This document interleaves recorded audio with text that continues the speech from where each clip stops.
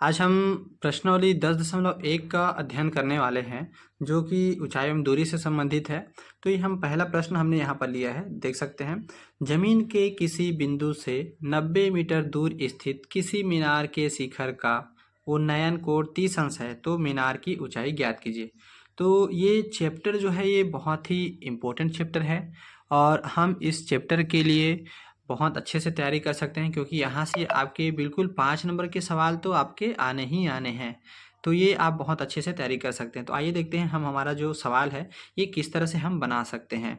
तो सबसे पहले हमने यहाँ पर क्या करना है, हमें यहाँ पर उन्नयन कोण के लिए हमें क्या करना है, एक समकोण त्रिभुज की रचना करना है इस तरह का। और यहाँ पर आप देख सकते हैं इसमें हमें करना क्या है, क्वेश्चन को ध्यान दीजिएगा। क्वेश्चन में हमें जैसा दिया गया है उसी तरह से हम यहाँ पर चित्र को बनाते चलते हैं। इस चैप्टर में देखिए लिखा है जमीन के किसी बिंदु से, तो हमने यहाँ पर ले लिया एक बिंदु ले लिया जमीन से किसी बिंदु से 90 मीटर दूर।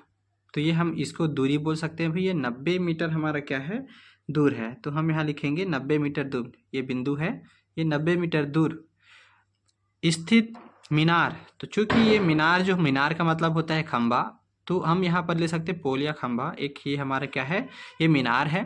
और लिखा है मीनार के शिखर, तो शिखर यानी कि यहाँ पर हमने ए नाम लिखा है, तो हम यहाँ चाहे तो ए लिख सकते हैं। शिखर का उन्नयन कोण, तो भाई ये हमारा ज़मीन है और ये मीनार है।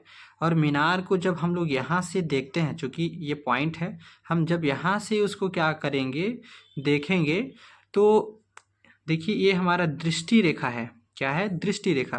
तो जमीन और दृष्टि रेखा, इन दोनों के बीच में जो कोण बनता है उस कोण को हम बोलते हैं उन्नयन कोण। चूँकि हमारा उन्नयन कोण बोला जा रहा है, यहाँ पर लिखा हुआ है, तो ये आपका उन्नयन कोण है जो कि कितना है, 30 डिग्री का है।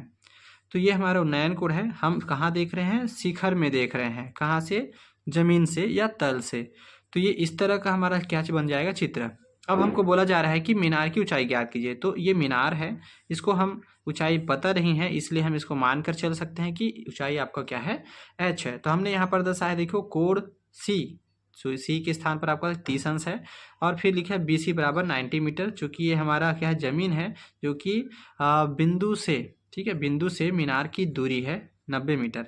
तो हम यहाँ पर क्या बताएंगे, सबसे पहला हमारा काम होना चाहिए कि हमने जो ज्ञात करना है उसे मान कर चलेंगे। तो लिखेंगे माना मीनार की ऊंचाई h मीटर है। क्योंकि यहाँ मीटर में चल रहा है तो यहाँ पे हम बोलेंगे कि h मीटर है, h मतलब हाइट। तो इस तरह हम ले सकते हैं।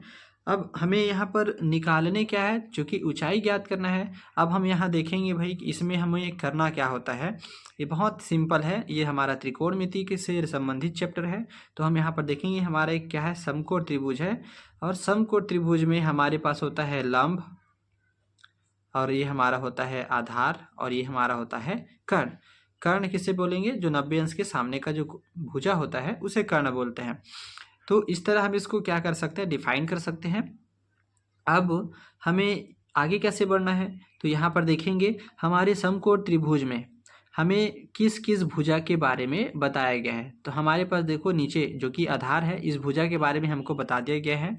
और इसी के साथ हमने यहाँ पर h, हमने जो लंब है h हमने मान लिया है। तो इस प्रकार हमारे पास उपलब्ध है आधार और लंब। और त्रिकोणमिति में लंब और आधार हमारे पास किस में आता है, तो ये हमारे पास आता है 10 में। तो हम यहाँ ले सकते हैं समकोण त्रिभुज। हमारे समकोण त्रिभुज जो है, त्रिभुज ABC में, चूँकि 10 में हमारा क्या आता है, 10 में लंब और आधार आता है। तो हम यहाँ पर लिख सकते हैं 10 बराबर होता है लंब बटा आधार। और 10 चूँकि हमारे पास कोण क्या है, C है, तो हम यहाँ लिखेंगे 10C। तो इस तरह हमारे पास ये आ जाता है। अब चूँकि लंब का मतलब है AB, तो हम यहाँ लिख सकते हैं AB। और आधार हमारे पास है, आपका देख सकते हैं BC, तो यहाँ लिखेंगे BC। और यहाँ पर आपका देखो 10C, तो C कोण हमने यहाँ पर लिखा हुआ है 30 अंश का होता है, तो हम यहाँ भर लेंगे। और यहाँ AB का मान हमारे पास जो AB है, AB यानी है h, तो यहाँ भर देंगे AB के स्थान पर h। और BC के स्थान पर हमने यहाँ पर देखो 90 मीटर है जो कि यहाँ दिया हुआ है, तो यहाँ लिखेंगे 90। अब टेन 30 का मान होता क्या है, टेन 30 का मान होता है 1/√3 इज इक्वल टू हो जाएगा h/90। तो ये हमारा पहले से दिया हुआ है। अब इसको हम चूंकि h का मान निकाल रहे हैं तो यहाँ से इसको हम यहाँ पर क्या कर सकते हैं, गुणा कर सकते हैं। इस तरह हमारे पास हो जाता है 90 इंटू 1/√3 और इसको हम हल कर सकते हैं। तो यहाँ पर तो हम √3 से इसको डिवाइड नहीं कर सकते हैं, तो इसको हम क्या कर सकते हैं, परिमेयकरण कर सकते हैं। तो ये हमारे हो क्या जाएगा 90/√3, क्योंकि मल्टीप्लाई हमेशा ऊपर के साथ ही होता है। तो 90 का 1 से मल्टीप्लाई करेंगे तो 90 आएगा, इसलिए 90/3 बराबर हो जाएगा h। परिमेयकरण करने से आपको क्या हो जाएगा, तो हर का परिमेयकरण कर रहे हैं, इसलिए कर्णी 3 का, ये हर है, कर्णी 3 का हम अंश और हर दोनों में गुणा करते हैं। इस प्रकार हमारा जो कर्णी 3 है इसके साथ गुणा हो जाएगा, तो 90/3 और नीचे हमारा हो जाएगा √3 और √3। इसका मतलब हो जाएगा √3 के अंदर में 3 इंटू 3, यानी कि कुल मिलाकर आपका आ जाता है केवल 3।